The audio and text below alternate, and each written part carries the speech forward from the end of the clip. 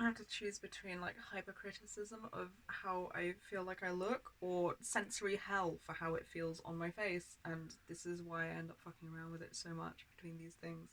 Also, I just glanced what I'm about to read next, and I really think that this has a lot to do with it. So I'm gonna try and distract my poor negative noticing brain that's trying its damnedest by reading more on endangerment. The importance and magnitude of the critic's endangerment programs cannot be overstated. I've worked with numerous well-therapized people who were relatively free from perfectionism, but still seriously afflicted with the critic's addiction to noticing potential danger. Said another way, I have seen survivors eliminate much of their perfectionist, self-attacking thinking without realizing that the critic was still flooding their minds with fear-inducing thoughts and images. I learned to disidentify from perfectionism long before I learned to stop perseverating on my critic's harrowing snapshots of danger. In fact, I became quite adept at morphing these snapshots into feature-long films about my imminent demise. Permanent abandonment, public humiliation, lethal illness. This. Lonely death, imminent attack, and penniless homelessness are common endangerment themes of many survivors.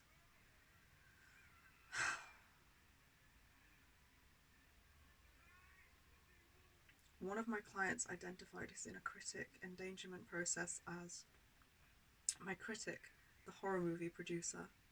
This made me think, my critic, the terrorist.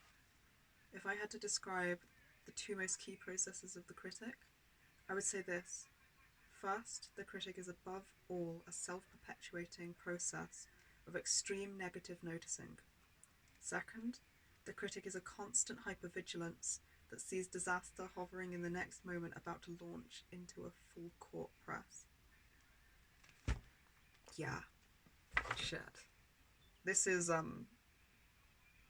exactly what's happening to me. It's very constant. It's very extreme. I think A, because of the fusion in my subsystem, meaning that this is a new process parts of me have not seen before and are now starting to see. B, because where the symptoms of the critic used to be split between multiple parts of me, they're now compressed into one. And C, because we've started becoming aware of and focusing on the critic, and I think that makes it amp up its shit. Just at first. I don't know if it's like,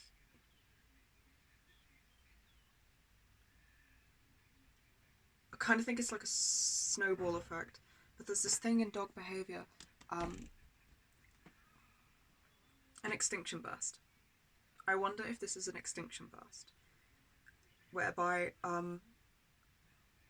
say a dog barks to get treats, and you go, oh, shut the fuck up, and you give it treats because you want it to stop. If you want to change that behavior through extinction, I would recommend finding dual strategies for the record. But if you wanted to change that process through extinction, uh, you would ignore the barking instead of giving a treat. And an extinction burst is when the dog notices you're doing this, it goes, what the fuck? Barking always gets me treats. Why isn't barking getting me treats? I will bark louder, I will bark for longer, I will bark harder.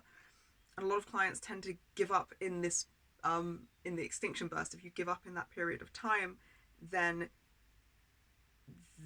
the dog never reduces the behavior. They always go for the amplified version because that worked. So you're stuck on that amplified version.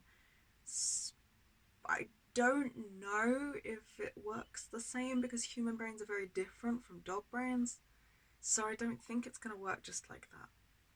But I also wonder if there is something of an extinction burst happening in trying to shrink the critic, maybe making that part of my mind register danger and go well, fucking shit. You know, negative noticing and criticizing the shit out of you has always made you stop doing things. So I'm just gonna try harder, and maybe I just need to just keep doing what I'm doing and stay absolutely true to the techniques of shrinking it, and be patient and really fucking strong, very